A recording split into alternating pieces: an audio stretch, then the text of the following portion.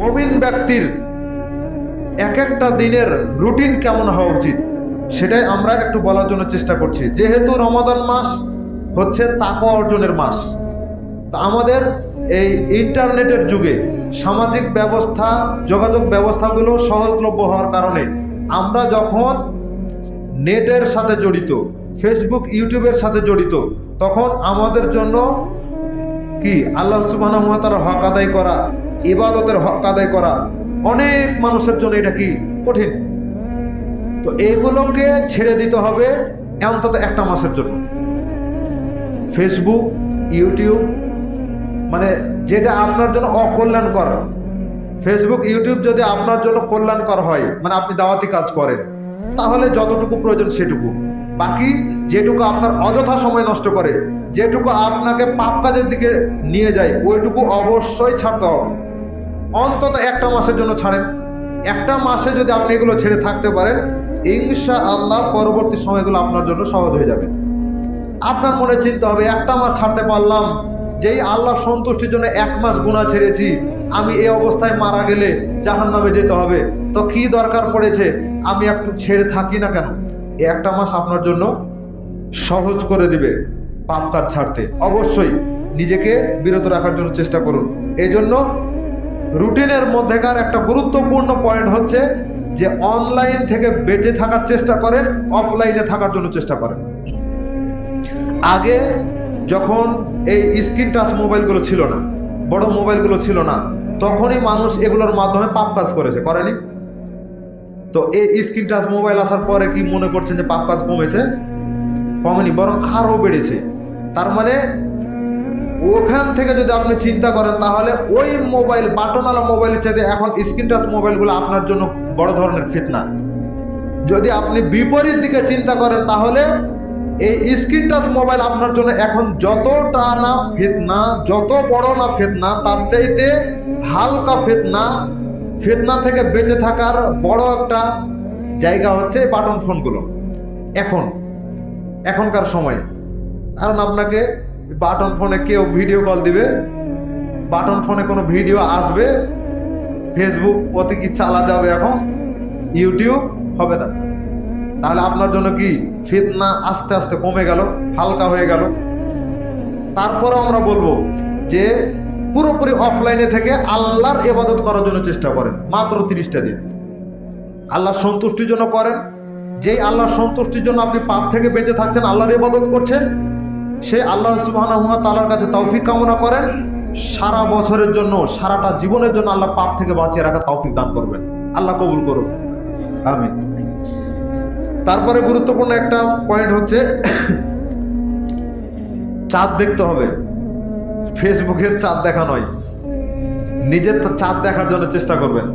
চাঁদ দেখা একটা দোয়া আছে, যাদের মুখস্থ আছে একটু আমার সাথে পড়েন তো।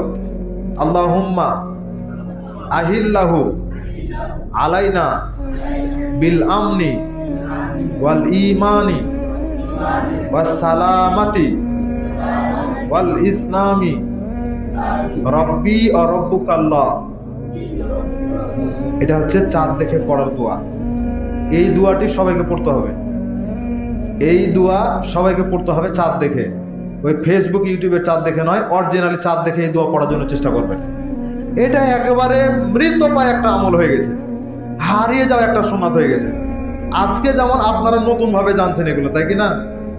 তো যদি ব্যবস্থা যদি ঠিক না থাকে, হকপন্থী আলেম যদি দাওয়াতি কাজ না করে, তাহলে দেখবেন পরবর্তী প্রজন্ম আর কিছু পাবে না। পরবর্তী প্রজন্ম ওই বেদাতটাকেই ধর্ম মনে করবে, শিরকটাকে ধর্ম মনে করবে হ্যাঁ ওটাই ধর্ম। তো দাওয়াতি কাজটা বজায় রাখতে হবে, কষ্ট হলেও ধৈর্যের সাথে। তো মৃতপ্রায় একটা সুন্নাত, মৃতপ্রায় সুন্নাতগুলোকে যদি কেউ জীবিত করে, তাহলে 50 জন শহীদের মর্যাদা পাওয়া যায়। 50 জন শহীদের মর্যাদা পাওয়া যায়। কোন সময়ের?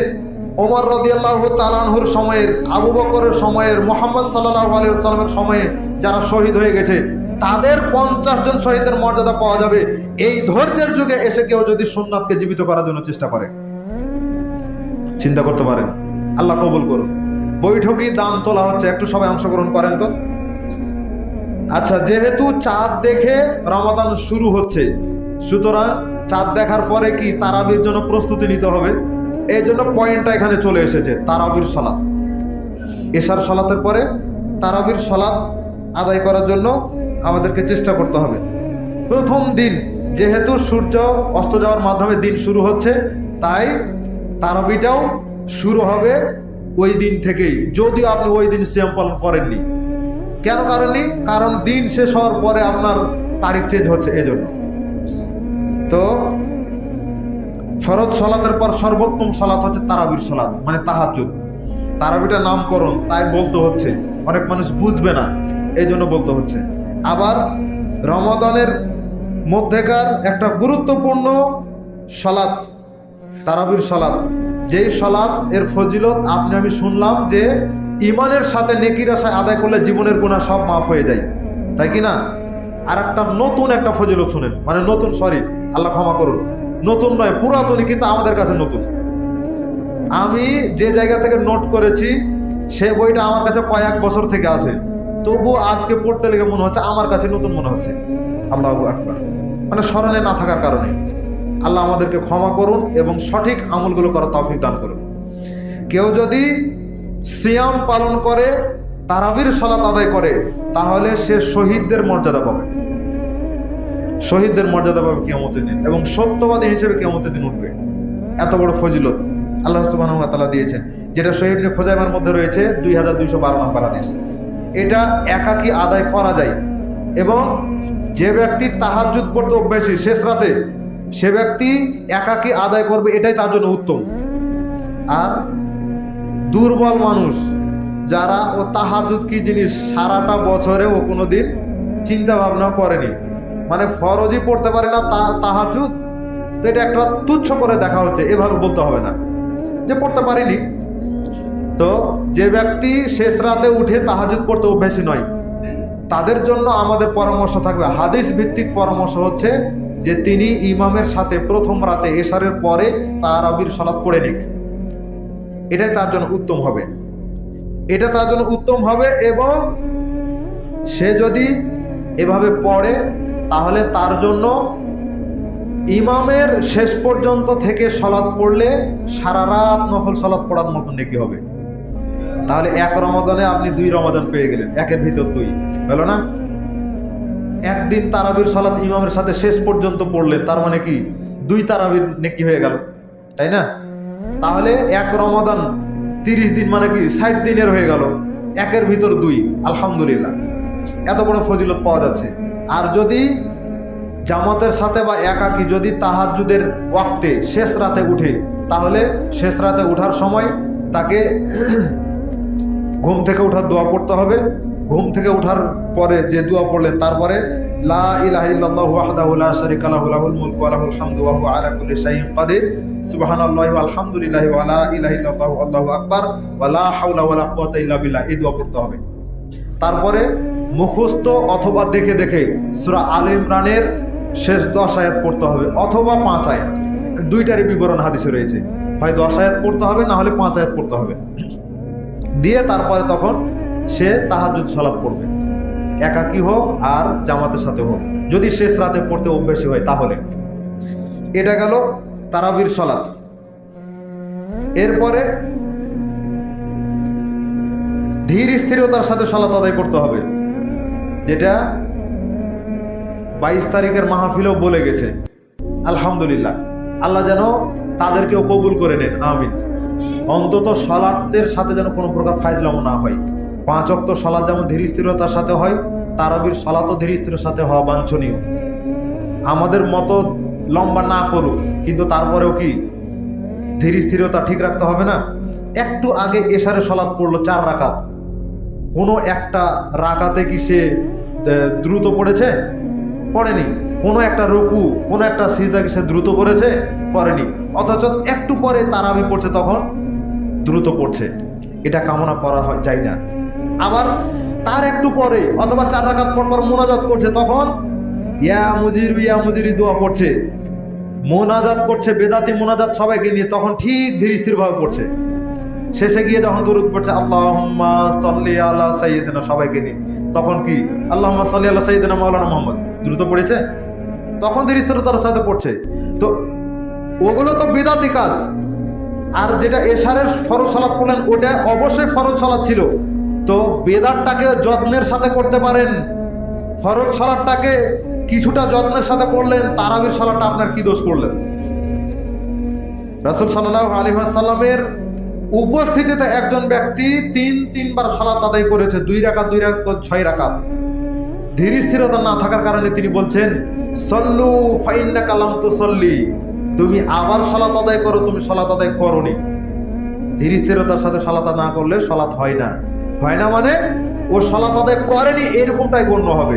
ফাইন্নাকা লাম তুসাল্লি, আপনাকে বলা হলো যে আপনি কি রাতের খাবার খাইয়েছেন? তা আপনি বললেন যে খাননি, মানে খেয়ে আসেনি তাই বলছেন আপনি খাননি। আর যদি খেয়ে আসেন তো বললেন যে খেয়ে আসছি।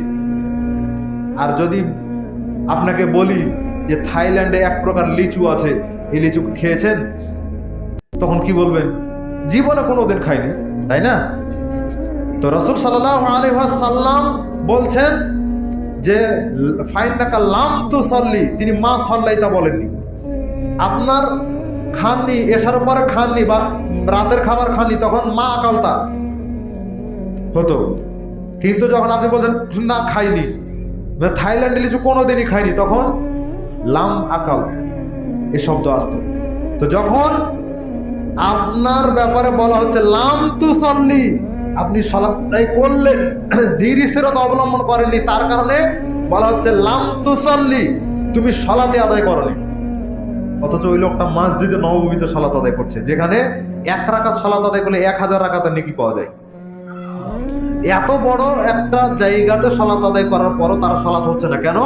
ধীর স্থিরতা নাই তাই। তাহলে ওখানে সালাত হয় না, মসজিদে নববীতে সালাত হয় না, ধীর স্থিরতা না থাকার কারণে বাংলাদেশের মধ্যে বাইতুল মোকাররমে যদি ধীর স্থিরতা বজায় না রেখেই 5G গতিতে সালাত পড়া হয়, হবে? হবে না। অতএব যেখানেই হোক না কেন ধীর স্থিরতার সাথে সালাত আদায় করতে হবে। সম্মানিত উপস্থিতি, এরপরে রাতে ঘুমিয়ে গেলেন, তারপরে রয়েছে সাহারি। এখন যদি আপনি ঘুম থেকে উঠে ওযু করেন তো 2 রাকাত সালাত আদায় করার সুযোগ রাখেন। সাধারণভাবে আল্লাহর কাছে সাহায্য কামনা করছেন, বিপদে পড়েছেন, সালাত আদায় করতে হয়, এইরকম হিসাব করলে, এইরকম নিয়াত করলে 2 রাকাত সালাত আদায় করার অনুমতি আছে। তো এটা যে কোনো সময়, সেই হিসাবে আপনি ওই সময়েও আদায় করতে পারেন, তখন আপনি আদায় করার সুযোগ রাখেন। তারপরে সাহারি খেতে হবে। সাহারি খাওয়া ছাড়াও সিয়াম হয়ে যায়। ঘুম থেকে উঠলেনি আজানের সময়, হয় না এরকম? প্রথম দিকে হবে না, কিন্তু পরবর্তী সময়গুলোতে হবে, মাঝে বা শেষ দিকে। তো এরকম যদি হয় যে আপনি একেবারে আজানের সময় উঠছেন, তখন কি করে? ধড়ফড় করে কোনো রকম 1-2 গ্লাস পানি খেলে আজানের মধ্যে, এই কাজটা করা যাবে না। কেন করা যাবে না? একে তো সীমা লঙ্ঘন করা হচ্ছে, শারঈ আদেশ লঙ্ঘন করা হচ্ছে। আবার যখন আপনি দ্রুত খাবার খাচ্ছেন তখন আপনার নিজের জন্য ক্ষতি, আপনার পেটের জন্য ক্ষতি, এই জন্য এটা করা যাবে না। তো সাহারি খাচ্ছেন, সাহারি খাওয়াতে বরকত রয়েছে। আর মুসলিমরা সাহারি খায়, কিন্তু ইহুদি খ্রিস্টানরা সাহারি খায় না। এই হিসাবে মুসলিম এবং ইহুদি খ্রিস্টানের সিয়ামের পার্থক্য হচ্ছে সাহারি। প্রত্যেকটা কথার আমি দলিল উল্লেখ করেছি। ইনশাআল্লাহ এটা আগামী কালকে অথবা পরশুদিন চাপাই দর্পণ পত্রিকায় প্রকাশিত হবে, আল্লাহর কাছে আশা রাখছি। তো সাহারি খেতে হবে। আর সাহারিতে উত্তম খাবার হচ্ছে খেজুর খাওয়া। আপনি আমি জানি শুধু ইফতারে খেজুর খাওয়া সুন্নাত নাকি, এটাই আপনি আমি জানি। সাহারিতেও খেজুর খাওয়া সুন্নাত। তো শুধু খেজুর খাবেন, আর অন্য খাবার যদি খেতে চান তো খান, সমস্যা নাই। তবে রমাদানে সিয়াম পালন করার পরেও কেন ওজন কমে না, ওজন কোনো বেড়ে চলে যায়? খাবারের মধ্যে গন্ডগোল আছে, তাই না? সাধারণ সময়ে যা খাবার খাই, এই যে সিয়াম রাখছি শুভে সাদিক থেকে শুরু করে ইফতার রাগ পর্যন্ত, সূর্যাস্ত পর্যন্ত, এই সময়ে যতক্ষণ ধরে না খেয়েছিলাম, ইফতারের সময় হওয়ার পর থেকে শুরু হয়ে গেল, তখন একবারে হলার ওপেন। যতক্ষণ চেতন হয়ে আছি ততক্ষণে হলার চলতেই আছে, ইঞ্জিন চলতে আছে। তাহলে কি ওজন কমবে? ওজন কমবে না। তো সামর্থ্যবান শক্তিমান ব্যক্তিদের জন্য খেজুরটাই যথেষ্ট, আরো যদি খাবার লাগে তো খান, সমস্যা নেই। সম্মানিত উপস্থিতি, এটাকে উত্তম খাবার হিসেবে হাদিসে বলা হয়েছে মুমিন ব্যক্তিদের জন্য, অতএব এটা খেতে হবে। তারপরে আজান হলো, আজানের পরে আর ঘুমানোর সুযোগ নাই, ফজরের সালাতের পরে ঘুমানোর সুযোগ নাই। তাহলে আজানের পরে বা আজানের আগে আর সময় আছে, তখন কি আর ঘুমানো যায়? ঘুমানো যাবে না। সবচাইতে বড় কথা হচ্ছে সাহারি করতে হবে দেরি করে। দেরি করে মানে কি আজানের পর না, আজানের আগে আগে। আর ইফতার করতে হয় তাড়াতাড়ি, মানে আজানের সাথে সাথে, মাগরিবের আজান বা সূর্যাস্তের সাথে সাথে। যেহেতু মাগরিবটাও সূর্যাস্তের সাথে সাথে হয়, এই জন্য বললাম। তারপরে সাহারিটা যদি আপনি আজানের 5-10 মিনিট আগে শেষ করেন সাহারি খাওয়া, তাহলে কি আর ঘুমের প্রয়োজন হবে? সাহারি খেয়ে আপনি মসজিদে চলে আসলেন, বা যদি বাড়িতেই থাকেন তাহলে সুন্নাত 2 রাকাত সালাত আদায় করলেন। সুন্নাত আদায় করার আগে বা পরে আপনার জন্য একটা কাইলুলা আছে, এটা সুন্নাত, তবে বাড়িতে, মসজিদে নয়। মসজিদে করলে বিদআত হবে। বাড়িতে যদি ফজরের সুন্নাত পড়েন তাহলে কাইলুলা করতে হয়, মানে একটু ডান কাতে শুয়ে থাকতে হয়। তবে যদি ঘুমের সম্ভাবনা থাকে দরকার নাই, ঘুমের চাপ থাকলে ওইটা করতে গিয়ে আপনার ফজরই চলে যাবে। একটা সুন্নাত আদায় করতে যদি ফজরই চলে যায়, ফরজ সালাত, তাহলে দরকার নাই, যখন সম্ভব হবে তখন করবেন, তাছাড়া নাই। এরপরে সুন্নাত পড়লেন, কাইলুলাও করলেন, মসজিদে গেলেন, ফরজ সালাত আদায় করলেন। সবসময় খেয়াল রাখতে হবে ফরজ সালাত, 5 ওয়াক্ত ফরজ সালাত, এটা যেন জামাতের সাথে হয়। আর একটু বাড়িয়ে বলি, তাকবীরে উলার সাথে পড়ার জন্য চেষ্টা করেন। তাহলে এদিকে 30টা দিন যদি আপনি তাকবীরে উলার সাথে পড়তে পারেন, তারপরে 10টা দিন, ওই 10টা দিন খুব কষ্টের সাথে, 10টা দিন দিয়ে মোট 40 দিন। এই 40 দিন যদি আপনি তাকবীরে উলার সাথে সালাত আদায় করতে পারেন, তাহলে একই সাথে আপনি রমাদানের ফজিলত পাওয়ার সাথে সাথে এটার একটা ফজিলত পাবেন, সেটা হচ্ছে জাহান্নাম থেকে আপনি মুক্তি পাবেনই পাবেন, এতে কোনো সন্দেহ নাই। আর মুনাফিকি থেকেও আপনি মুক্তি পেয়ে যাবেন যদি আল্লাহ এই আমলটা কবুল করে নেন। তার একটু চেষ্টা করেন না কেন? আপনি আবার মনে করেন না যে মনে হয় আজান দিতে ভারী লাগছে তাই বলছে, না, এরকম নয়। আপনার জন্য আমি বলছি যে আপনি ইমামের তাকবীর দেওয়ার সাথে সাথে কাতারে দাঁড়িয়ে তাকবীর দিবেন, এটা হচ্ছে তাকবীরওয়ালা। এই আমলটা ধরার জন্য চেষ্টা করেন 5 ওয়াক্ত সালাতেই। তো আপনি যদি 40 দিন এইভাবে পড়েন, তাহলে কত ওয়াক্ত সালাত হয়? কত ওয়াক্ত হয়? এত দিন, এত ওয়াক্ত সালাত আপনি তাকবীরে তাহরিমার সাথে পড়ছেন, ইমামের তাকবীরে উলার সাথে, তাহলে জামাত মিস যাবে? জামাত মিস যাবে না। চেষ্টা করেন, আল্লাহ সবাইকে কবুল করুন, আমিন। তা এটা চেষ্টা করেন। আর 5 ওয়াক্ত সালাত যেন জামাতের সাথেই হয়, এটাও চেষ্টা করেন, আল্লাহ কবুল করুন। এবার ফজরের সালাতের পরে সূর্যাস্ত পর্যন্ত আর ঘুমাবেন না। যদি ঘুমান, 2টা ক্ষতি, একটা হচ্ছে শারঈ দৃষ্টিকোণ থেকে ক্ষতি, আর একটা হচ্ছে চিকিৎসা বিজ্ঞানীদের দৃষ্টিকোণ থেকে ক্ষতি।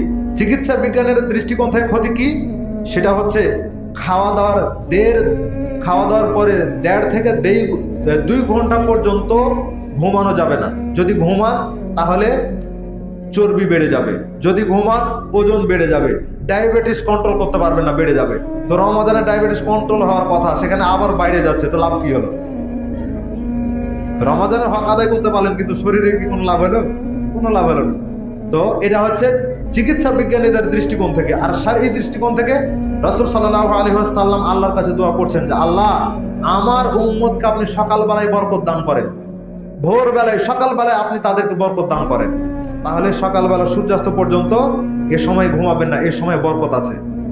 আবার সূর্যাস্তের পরে ওই একই জায়গায় যেখানে ফরজ সালাত পড়েছেন সেখানে বসে থাকলেন, থেকে আপনি সূর্যাস্তের পরে 10-15 মিনিট 20 মিনিট পরে আপনি 2 রাকাত সালাত আদায় করবেন। এটা হচ্ছে ইশরাকের সালাত। এই সালাত আদায় করলে আপনাকে একটা কবুল হজের এবং কবুল উমরার নেকি আল্লাহ দিয়ে দেবেন, যেটা আপনি ওই সৌদি আরবে গিয়ে আদায় করে হয়তোবা টাকার গোলমাল, নিয়তের গোলমালের কারণে কবুল নাও হতে পারতো, কিন্তু কবুল জিনিসটা আল্লাহ আপনাকে তুলে দিবেন শুধুমাত্র এই 2 রাকাত সালাতের কারণে। আদায় করার জন্য চেষ্টা করতে হবে। আর এই যে মাঝখানে এই সময়টা কি করবেন? তাহলে দোয়া, জিকির, আজকার, তাসবিহ, তাহলিল করতে হবে, কোরআন তেলাওয়াত করতে হবে। ওই যে বলেছি প্রতিদিন 1 পারা করে কোরআন তেলাওয়াত করেন, তাহলে 30 দিনে 30 পারা হবে। তো এই এক পারা কোরআন তেলাওয়াত এখানে আপনার জন্য সহজ হবে। এরপরে এখন যদি ঘুমাতে চান তাহলে সূর্যাস্তের পরে ঘুমাতে পারেন। আরেকটা সময় হচ্ছে দুপুরের পরে। তা আমরা যেহেতু কোরআন শিক্ষা দিচ্ছি, দুপুরের পরে আমাদের ক্লাসটা চালু হবে ইনশাআল্লাহ। তো এই জন্য আমরা বলবো যে আবারও যদি নতুনভাবে কেউ পড়তে চান তাহলে পড়তে পারবেন, ওই সময় আর ঘুমায়েন না, অন্য সময় একটু ঘুমের হক আদায় করে নেবেন। জোহরের সালাতের জন্য যাবেন। যদি আপনি সূর্য ওঠার পরে ঘুমান, ঘুম থেকে ওঠার পরে আপনি আপনার প্রয়োজনীয় কাজ করবেন, গোসল করবেন, জোহরের সালাতের জন্য যাবেন। তার আগে জাওয়ালের 4 রাকাত সালাত রয়েছে, এটা হচ্ছে জাওয়ালের সালাত, মানে সূর্য মাথা বরাবর যাওয়ার আগেই বা পরে, কিন্তু জোহরের আজান হওয়ার আগে। তো এই 4 রাকাত সালাত আদায় করতে পারেন, ফজিলত আছে, আল্লাহ আসমানের দরজা খুলে দেবেন। তারপরে জোহরের সালাত আদায় করলেন। জোহরের সালাতের পরে যদি ওই সময় ঘুমিয়ে না থাকেন তাহলে এখানে একটু কাইলুলা করেন, ঘুমান বা বিশ্রাম নেন। তারপরে যে সময়টা পাবেন সেই সময়টা কাজে লাগান। এরপরে আসরের সালাত, রাসূল সাল্লাল্লাহু আলাইহি ওয়াসাল্লাম এই সময়ে ফাঁকা টাইমে তিনি স্ত্রীদেরকে সাংসারিক কাজে সহযোগিতা করতেন, তাদের প্রয়োজনীয় কাজে তাদেরকে সহযোগিতা করতেন। সালাতের সময় হতো তখন তিনি সালাতে যেতেন। এবার আসরের সালাত আদায় করলেন। আসরের সালাতের পরে সকাল সন্ধ্যার দোয়া আছে, সেগুলো করতে হবে। কোরআন তেলাওয়াত আছে, সেগুলো করতে হবে। দাওয়াতি কাজ করারও একটা বড় সুযোগ।